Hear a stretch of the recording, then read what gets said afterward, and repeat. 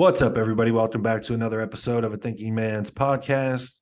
If you guys are listening right now and you haven't already, please subscribe to the Muscle Media Network channel.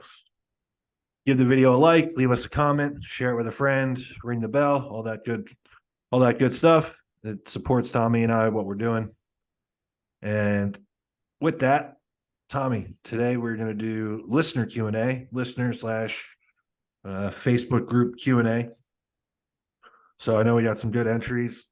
We got some good numbers of questions, some quick hitters, maybe some more developed ones. So what do you got? You want to start with one?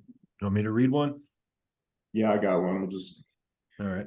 Bounce between our IGs and then Facebook too. It's a good starter, man.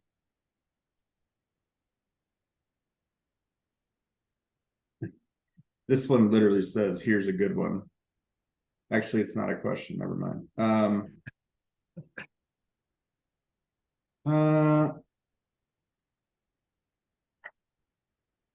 If it's a make a first cycle and he doesn't know how much he aromatizes, how would you go about doing that?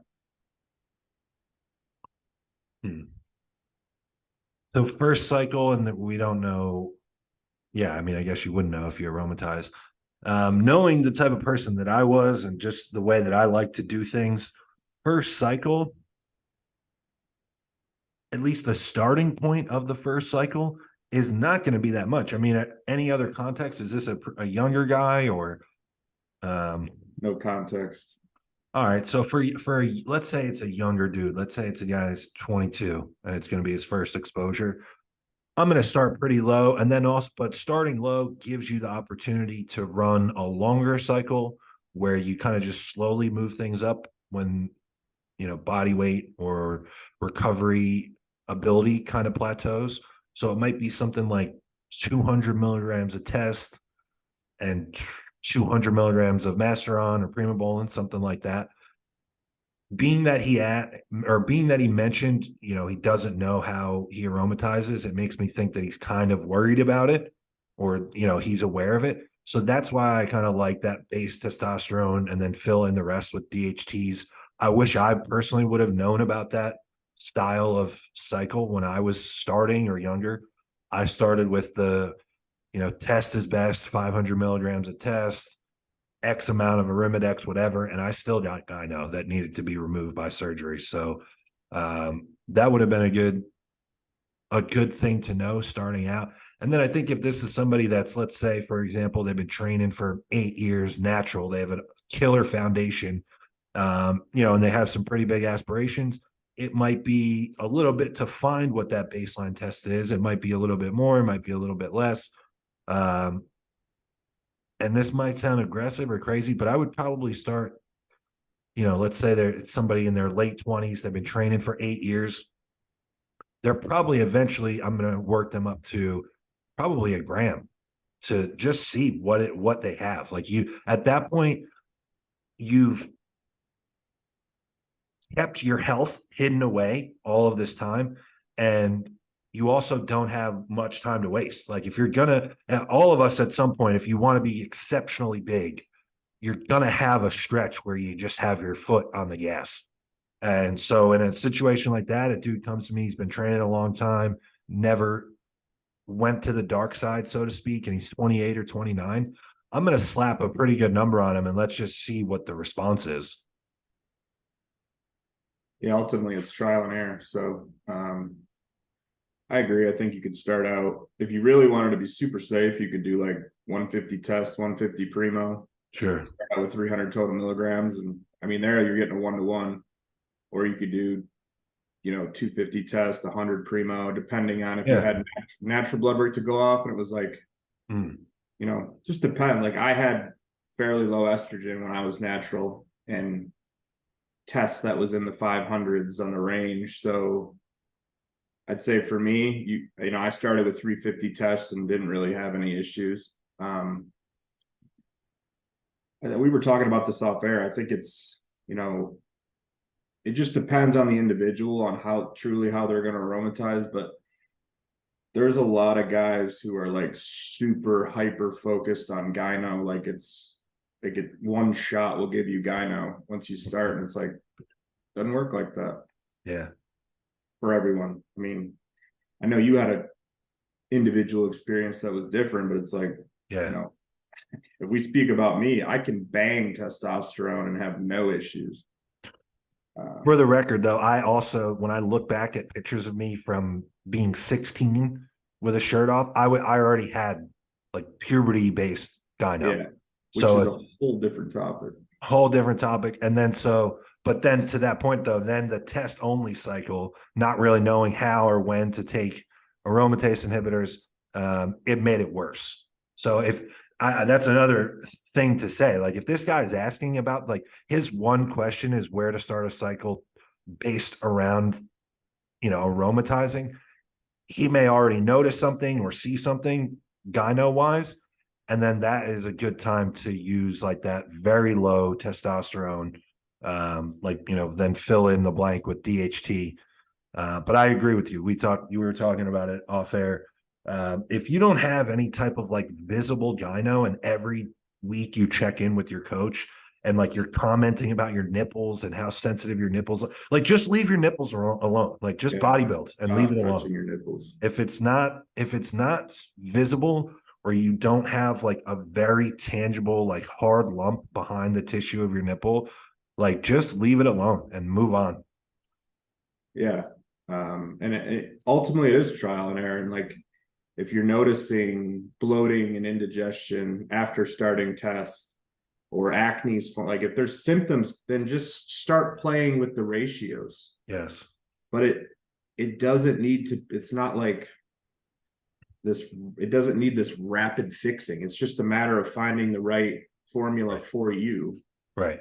But yeah, that was why I was like, where would I start them? Because you might be 6 weeks in with somebody and you have adjusted it 6 times based on what the feedback is or what blood work is or what their blood pressure looks like or something. So yeah, it's totally individual.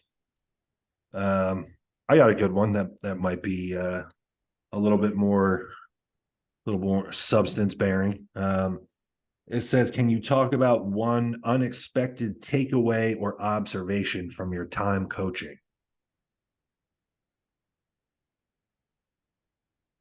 Unexpected takeaway. I guess it mean like I almost read it like observation, like something that we would have picked up on from helping tons of people over the years, like trends, maybe. I don't know. I'm reading this, that you only get so many characters in this box. And a lot of times people write like they're 6 years old. I would say it's a 2-part observation well, it's an observation on both ways. It's the amount of people who are really struggling with any sort of self-belief in their ability to just try. That has been very surprising to me over the last 5+ years of like the almost like innate way 90+% of people defeat themselves before one day of effort. Like I couldn't eat that. Did you try? And then on the flip side, to turn it around, the innate ability for people to receive self-belief generated from me, the coach, and eventually convert that into their own. Yes. So it's been surprising and a trend I've noticed on both spectrums. Some people just never are able to get out of their own way and believe in their ability to work hard and just try and potentially suck for a long time until they don't anymore. Yeah, that's interesting. I think too, in my experience, I'm dealing with like almost exclusively males. To that point, I have my own comment, but to your point, it's almost incredible. It makes me feel like it must be incredible how little belief or reassurance a lot of these like younger men have in their outside life, where like you as a bodybuilding coach could provide them like the smallest amount of reassurance or belief and all of a sudden it blossoms into like a fully developed self-confidence. And then looking back at it, you're like, man, like there just must have been nobody along the way that cared to believe in this kid at all. And I have to believe, that I feel like that's something that guys probably suffer from more so than ladies. Like almost anybody on the lady side can find affirmation in words from any outside source, from many outside sources on a daily basis, especially if they're on the internet. But I don't know that men really get that often. So to your point, like, yeah, there's a lot of people that just have no belief to where it cripples them from effort, but also that is one thing, like as a coach, I've had to learn, because I just always had it in myself and I didn't need it from someone else. But the ability to like instill confidence in a client can go a long way. I got this question, so I've had time to think about this, and I think a good one, at least for the podcast, there's some other vanilla ones, other observations that I could come up with, but I thought a good one for the podcast would be, in my experience, one interesting observation has been that for training, like sticking to the basics and doing the hard stuff absolutely stands as like a general statement that will guide almost anybody in the right direction in terms of building muscle, getting stronger, all of these things.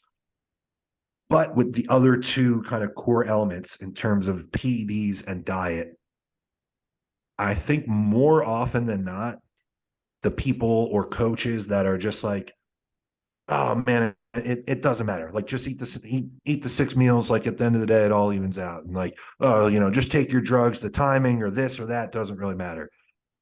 I think those people were just genetic superiors, where it's like, they just did the basics. They ate the same 6 meals every day, whatever, and didn't care about meal timing, didn't care about drug timing, any of these things. And they grew like a weed. Everything always worked. And it's just like, wow, none of this really matters in the long run.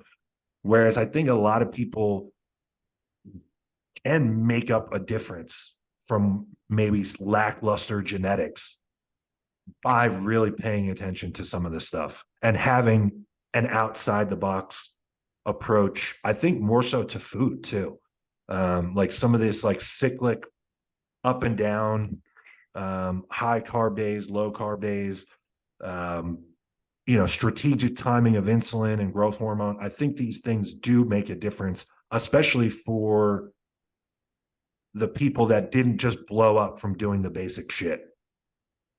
Yeah, I can agree with that. I think the devil is in the details. Yeah. I mean, that doesn't mean getting neurotic and obsessive. Biohack your genetic potential by being pretty psycho obsessive with a lot of these little variables. And if it's feasible, like, and I'm really talking to like a small demographic of people. What? I think you're frozen.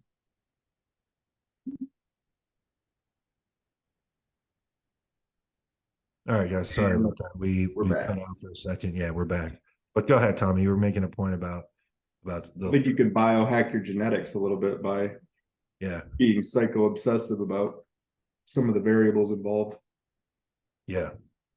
And I think sometimes it just takes like out of the box. Like part of my point is like sometimes it isn't just like, oh yeah, eat the same diet, whether it's training days or rest days every day. Like at the end of the day, it doesn't really matter. I don't necessarily believe that. I think there is something to higher days and, weak body parts and prioritizing what your physique needs. Like I think some of these other little strategies do play a good dividend in the long run, especially if you didn't just hyper respond to like the most basic of programs. Yeah, I would. I got one from Facebook. So Lucas gave us an array. So these are quick hitters. Lucas, shout out to Lucas. Would you say you're more of an extrovert or an introvert? Are we doing these as quick hitters? Because I know he put like 8 of them. Yeah. Yeah, quick hitters. Okay. And by definition, I'm an introvert. And when I say that, because I think the average person hears that and thinks it means that you're shy. That's not the case. I can get into social settings and manage just fine. I've seen that the definition of introvert or extrovert is how you recharge, and I recharge alone. Yeah, I'm introverted, but I can be introvertedly extroverted. Yeah. Um, are you into podcasts or do you only listen to music? No, I mostly listen to podcasts. But if I do listen to anything while I'm training, it's actual music. I've never been somebody, I've heard this and seen people do it where they're listening to a conversation like a podcast while they're training with weights. Have you done this? I don't do it. My client, Chris Anderson, does it, and he can. I mean, he can generate some aggression and have like our podcast on in the background. It's wild. That's a special type of psycho. I respect it. Yeah. So no, I do both. I mean, there's so many different settings where Yeah. I might drive with music. I might drive with a podcast. I might work with a podcast. I might clean I the was going house. to ask you, what do you work with music or background noise? I used to before I implemented Loom, and Yeah.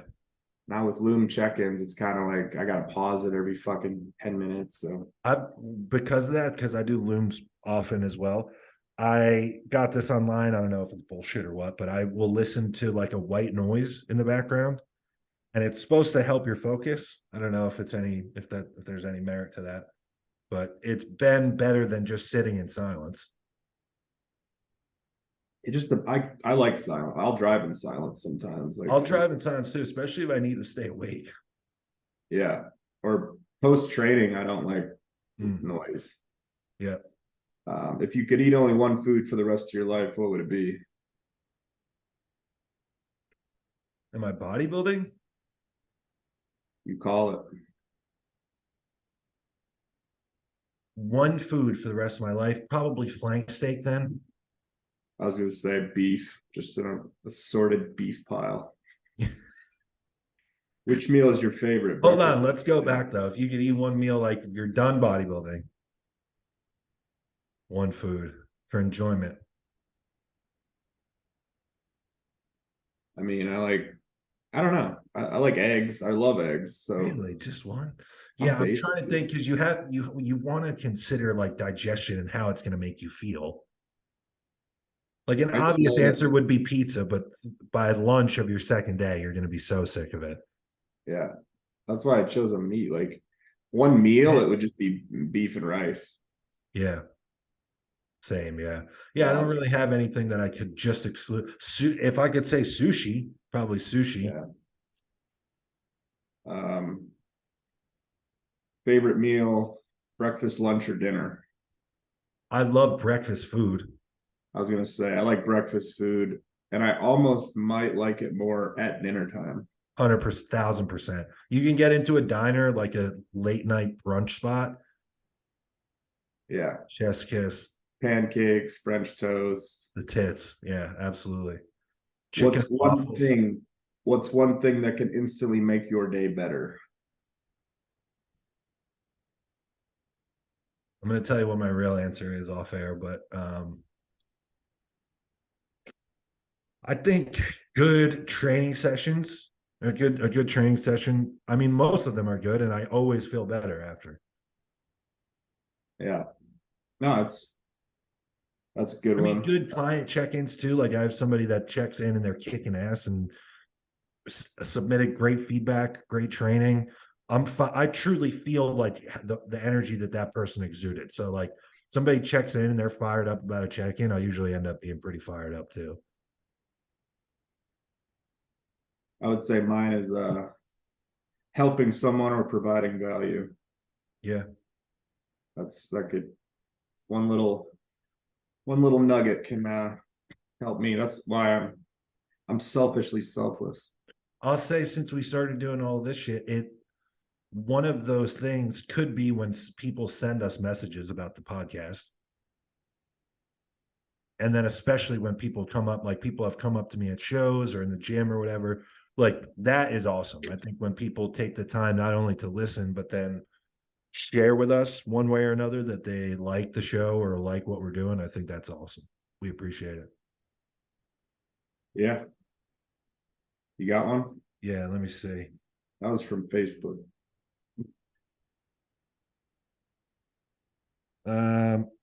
How do you go about managing relationships during contest prep? Do you think we're even qualified to answer this? No, it can be challenging for sure. Yeah. I'm pretty isolated. Like contest prep is very, Yeah. I'm not Anything one. though, like, all right, so if the guy that wrote this, like, let's say he's worried about losing his mind on his girlfriend or whatever the case is. Any advice for somebody? I think you just need to redirect that energy. I look at contest prep as a time to be honestly productive. Yeah, you're tired in stretches, but I have become a better coach in my prolonged prep this year. Like, Yeah. If anything, I need to find a way to generate that in the off season when I get super sluggish and just call it not even lack of motivation, just like my energy isn't as high. Yeah. If you figure out how to do it, please share. Yeah. But I actually one thing that I don't think is talked about that I'm curious is like, people relate aggression to trend, but I relate ambition to it. I've become pretty fucking like just confident in going after anything I want to as far as scaling my business or self-belief. So I don't know. I think that's something I look into. Yeah.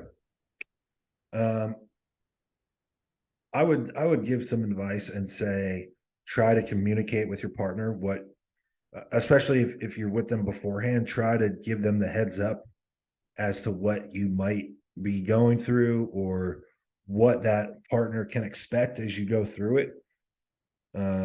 Because in the moment when you're feeling, if you're 6 weeks out and you're feeling dug out and, you just cannot communicate, I think especially as men, we kind of struggle to express ourselves. And then in that type of context where we're, hyper focused on a show, exhausted everywhere other than the gym, it's a tough time to try to explain what you're going through to somebody. So maybe try to prepare them ahead of time.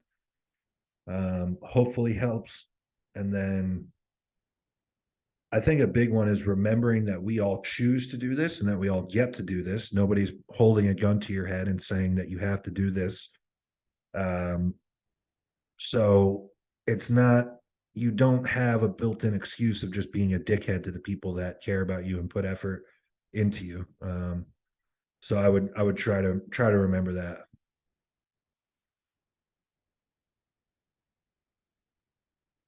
All sound advice. I like this one here. What has helped you to learn how to push closer and closer to true failure? I'm assuming training, but you could extract that and say life too. Okay. Maybe you'll have a good one for the life answer. For training. Oh, you're back. What? You were like frozen for a millisecond.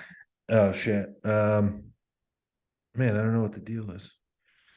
I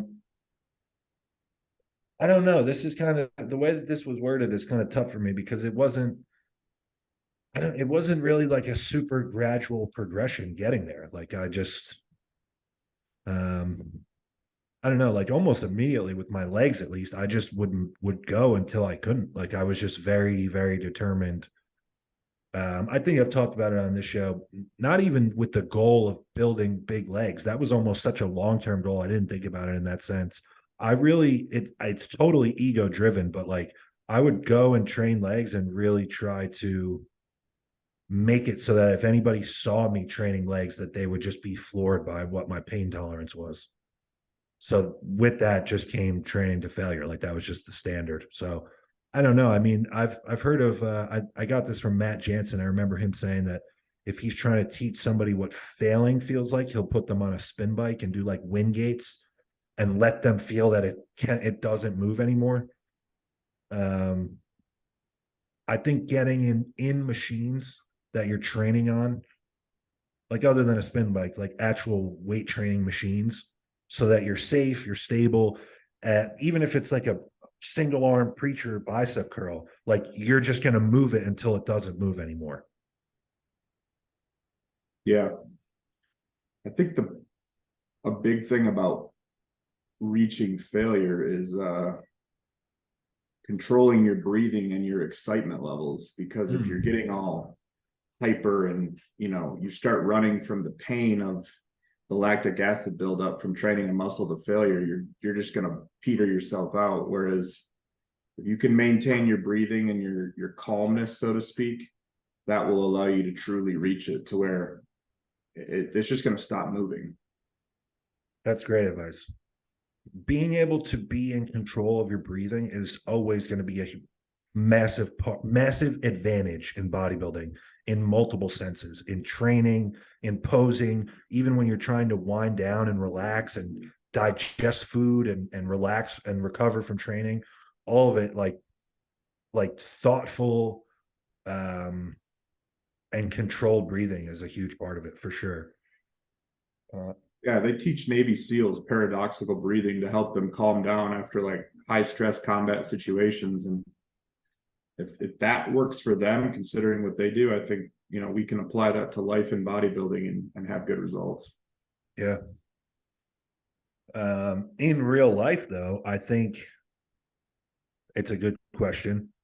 I was somebody when I was like in high school and stuff, I almost got to a point where I thought I was like too cool to try. Like I didn't want to fail. So I just thought I was too cool to try at shit. And bodybuilding really taught me failure. And then you do eventually just carry it over to other stuff. Like I think a lot of times some self-confidence comes along with bodybuilding and knowing what you're capable of.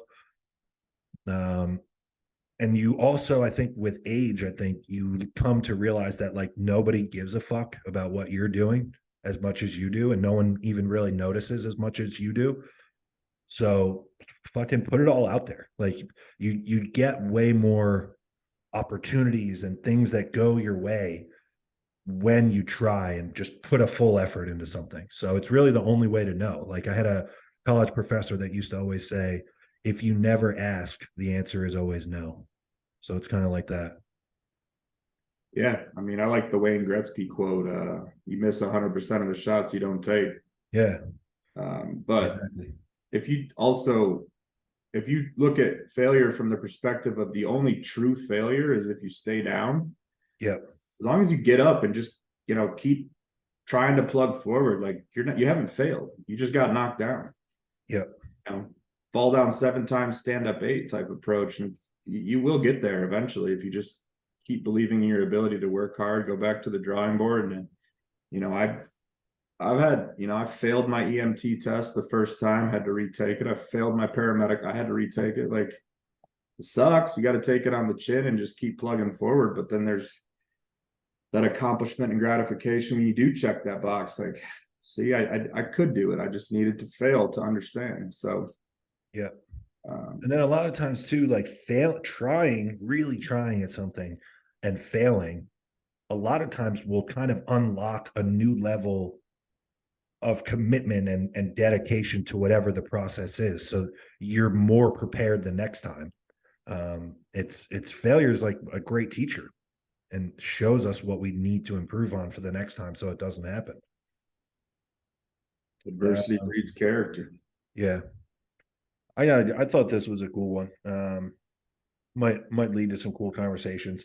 So I had a guy ask, coolest physical feat you've witnessed in person, whether it was a lift, a physique somebody brought to a stage, etc.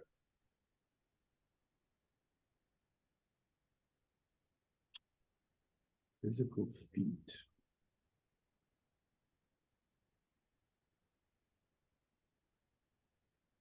There's some cool ones that just random things that I've seen in my lifetime that are cool. Like,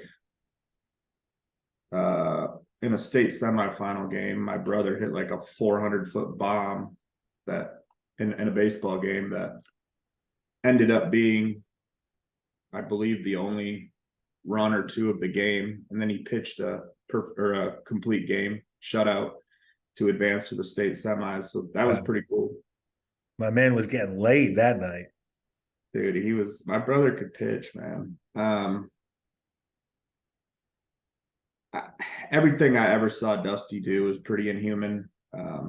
Just from the approach to unracking it to, watching him bent over row 515 for reps was pretty insane. Yeah. I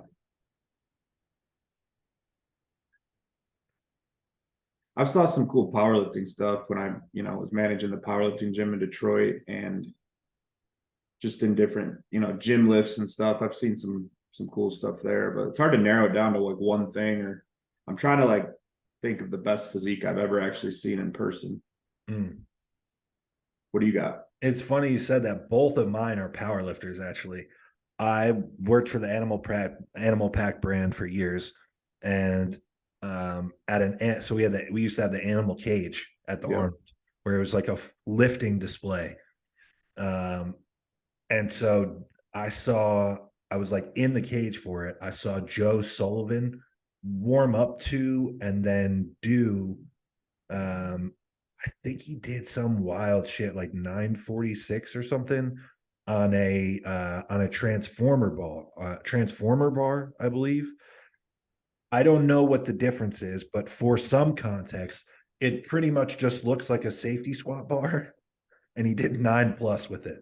And I remember like him, like he had like a playlist of music that he chose, and watching him like mentally recharge after every warm-up set for the next one, where like he had the same routine, like the same people came over and wrapped his knees. He had somebody rub his fucking back with chalk. Like it was the same thing every time. And it almost, like in the moment, I remember almost feeling like he was like above human watching it, because it was just like inconceivable the amount of weight that he just squatted to the floor and up like it was nothing. And then I think it might have been the year before in the animal cage, this big Russian guy, powerlifters will know the name, Andrei Milanichev, told us ahead of time through his girlfriend. She was like a translator. She was like, Andre, not max, but rep work for the cage. And we're like, oh, okay, like, maybe he'll rep out like something in the 7s or whatever. And he's warming up, and then he gets up to 905 and then just let it rip and did it for 5. And I was just like, every rep I thought was the only one he was going to do. Like he did one rep and I was like, holy fuck. And then he just continued to do reps. And it was like, man, this guy is from another planet. So those two, I would say, like lift wise, those are the two that stick out to me big time. And then I've talked about like being blown away in person by a couple of the pros that I've met, but I think, man, honestly, maybe the most out of all of them was I didn't realize how big Cedric was. Like just how big of a human that he was. So for it to all be that bubbly and round on like a true, like I would say he was probably 6'1", and man, when I ran into him at the FIBO in Germany, I think he was like 310 or something, and it was just like, holy fuck, like this dude is like just enormous in every way. And I just didn't realize that it translated like that in person. I didn't know what to expect, I guess. But you see a lot of pros online, and then you meet them and they're 5'8", and they're huge, they're massive, but it's different when it's all round like that on a big tall guy. And then part of that too, it also stuck with me just how like genuinely humble and gracious he was. On top of that, because I was such a fan, and I was so like almost not hesitant, but unsure of like going up and introducing myself and meeting him. And he made me feel, I remember, like we were friends, like he knew me already. So all of it, I was just super impressed with the person that he was and the physique that he had. Yeah, he was a big dude, man. Yeah.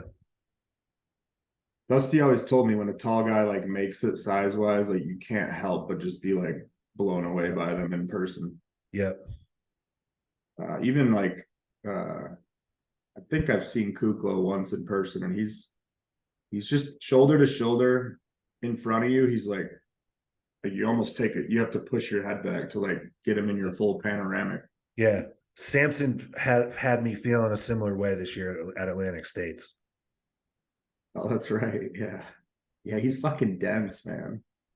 And he was off everything at the time. Which is insane. What do we got?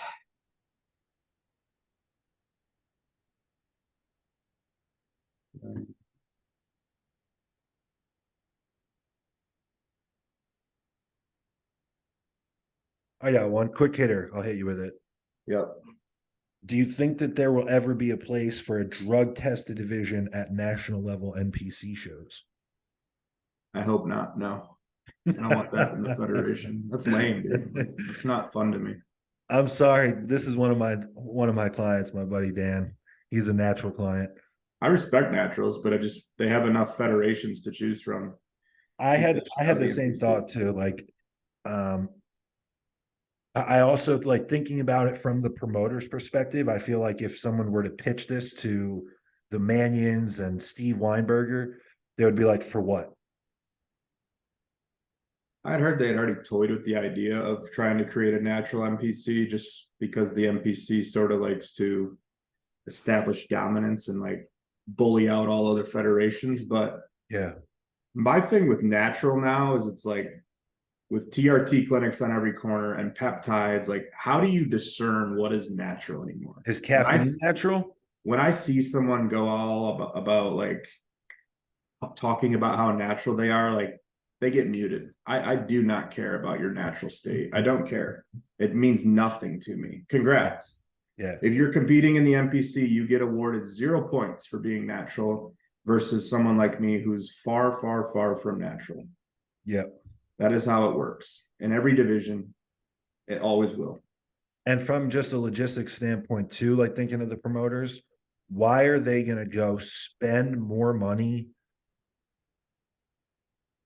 like than they do on any other class? Like having a drug tested natural class is going to cost them more than anything else for a division that probably garners them the least amount of revenue. It just doesn't make any logistical sense. Yeah. Yeah, I don't see the need for it. And I think there's just too much. I think there's just too much gray area. I think there's a huge flaw in the idea of them being drug tested to begin with. I've been at some of these natural shows, and there are guys that are on the fucking juice at these shows. And as it stands with the current NPC, it's not like they advertise it as not tested at all. They don't talk about it. So if you then create a component that's tested, you're basically admitting that like, hey, the rest of us are on drugs. We condone shit on the other end, and they don't do that. So they don't even do that in the IFBB. Yeah. So it becomes a thing of like, how do they want to look in the public eye? Yep. Yeah, that's a good point. Who's your biggest inspiration when it comes to your mindset and attitude? It's a good one. I think for me, I would say like the first 5 or 6 years of my training, my entire identity was based on the idea of trying to be like Dorian Yates. And then it's kind of shifted and molded over the years. And I kind of just have tried to develop my own path. I kind of like the idea of being like a thinking man's bodybuilder, hence the name of the show. Which to his credit, Dorian was for the time, but yeah, I mean, there's probably a couple of guys that I could list, but that's the obvious one to me. I mean, even to this day, there's times that I try to invoke that in myself. I would say my earliest inspiration and continues to be an inspiration, even posthumously, is Kobe Bryant.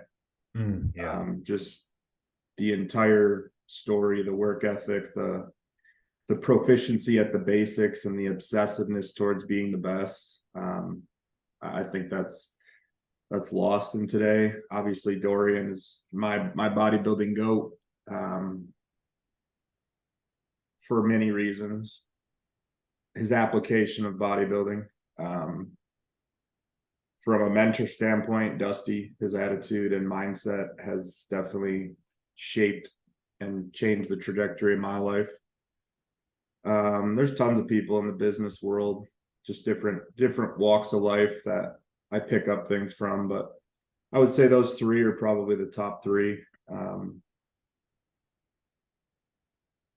mean, certain, I guess, philosophers and stuff, you could talk about their mindsets and some of the ideologies they presented as like being inspirational or having an effect on me. But I mean, we could list those forever, but Kobe definitely is like the biggest influence. I mean, that was like, I think I had jerseys by the time I was 8, and I was just a diehard Lakers fan for 2 decades.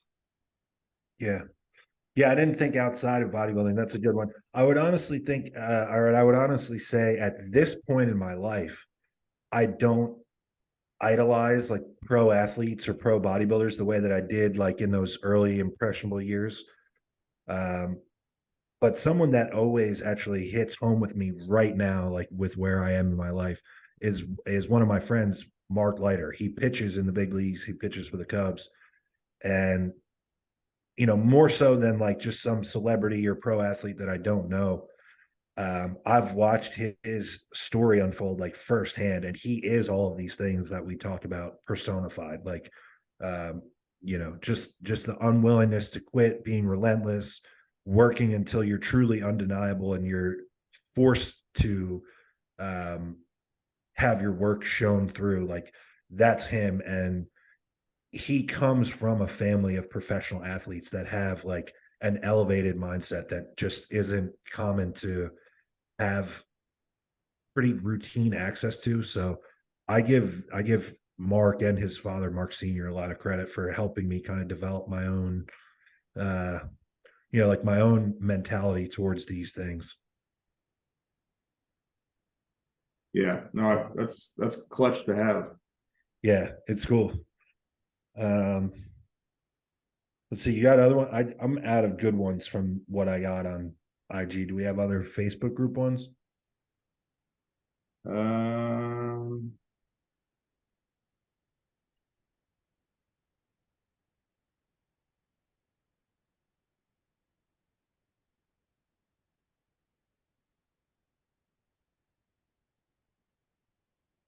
I thought this was good, a good one from Dakota in the Facebook group.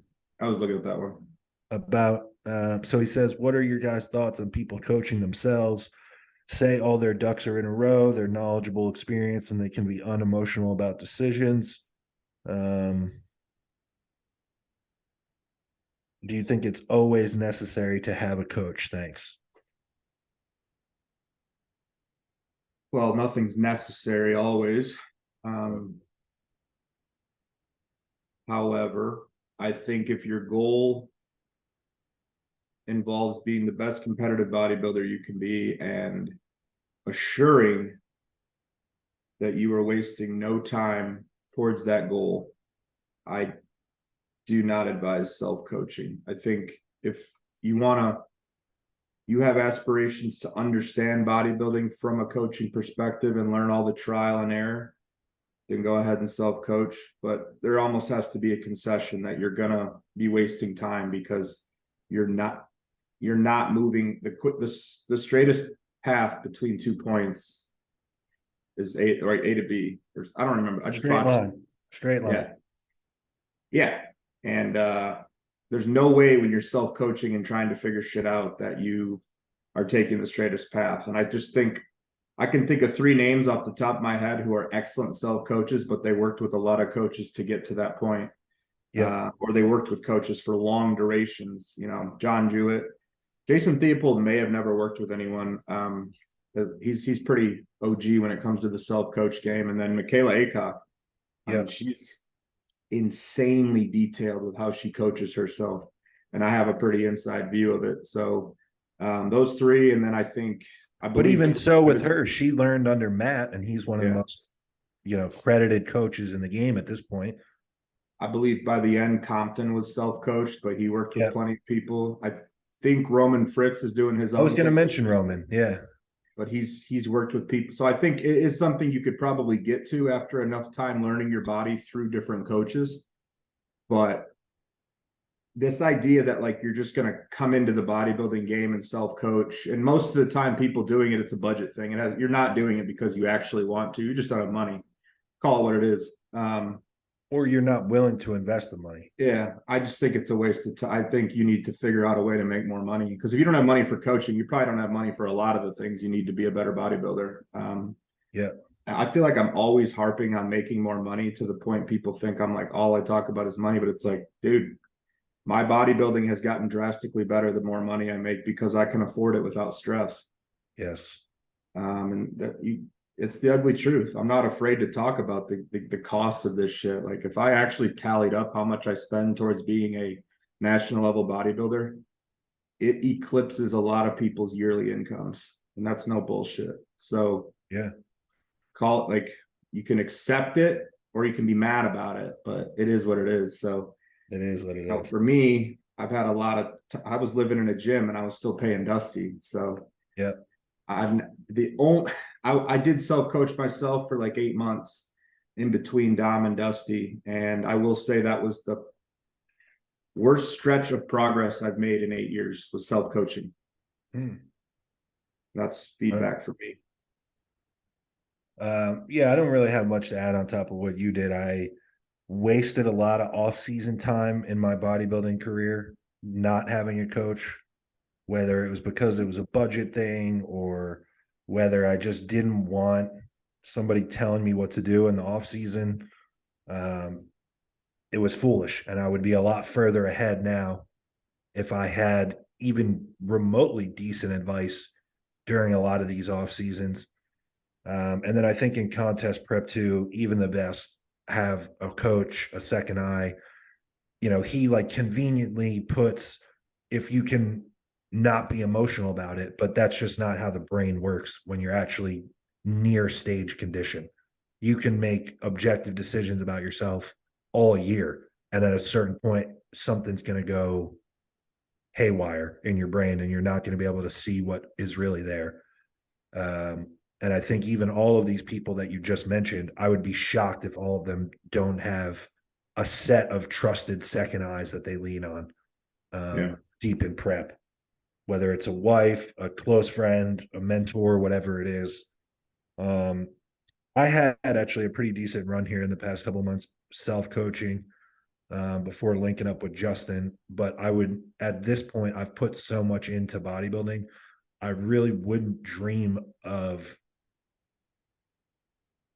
coaching myself through a contest prep. Like my contest preps are too few and far between and mean too much to me at this point, at this stage of the game, for me to be playing trial and error. Like there's no room for trial and error. It needs to be on the mark. So, I'm going to be working with Justin all through next year for my preps. Now, at some point, I could definitely see myself self-coaching. But for right now, I think I have such a different body than the last time that I prepped. It would be foolish to do it without a coach. So, to answer the general question, I think that it's very, very unlikely that anyone that's going to listen to this, or anybody that asked this or was wondering this, it's very, very unlikely that you have all of the tools to be able to effectively self-coach effectively self-coach and garner a result that would have been as good as the one with a coach. I think it's very unlikely. I agree. I think after maybe a certain number of years, and if it's like maybe there isn't a lot of progression left to be had as far as tissue accrual, maybe you can manage your own off season. But right. At the same time, like in your early infant years, like, man, until you've hit 10 plus shows, I don't even think it's a discussion for yourself. Like Man, and to put it into context, like I'm saying, at some point, I think I would. I'm 12 years in, like that might be then year 14 or 15. I try self coaching. Right. Yeah, it's all about. I just think it's like there's no other sport or um, competitive uptaking that there aren't coaches. Like there isn't such a thing as self coaching in UFC or the NFL or any of these things. Like They all even have a team. they all have a team of coaches, and then even besides that, like think about guys in the NFL. Like you have an entire like think about a quarterback in the NFL. He's got the quarterback coach, the offensive coordinator, the head coach, the other position coaches. But then besides that, in the offseason, they go to their own quarterback or arm or throw coach or whatever the case is. So I just it's it's like anything else. I think the more you put in, the more you put out. And part of that, in terms of putting a lot in, part of that is financial. It just is what it is. Like any investment, you can get back what you put in and then some if it's all about investing properly. But Yeah. I got a staying on the topic of broad questions. What are some of your athlete goals? What are some of our own competitive goals, you and I? What are some of our coaching goals, and what are some of our life goals? So what was it? Our own competitive bodybuilding, coaching, and then life goals? Yeah. Let's just throw one or two out for each. Competitive feel goals. like putting out. Yeah, competitive goals. The next time I get on stage, I want to look like I swallowed the last version of me.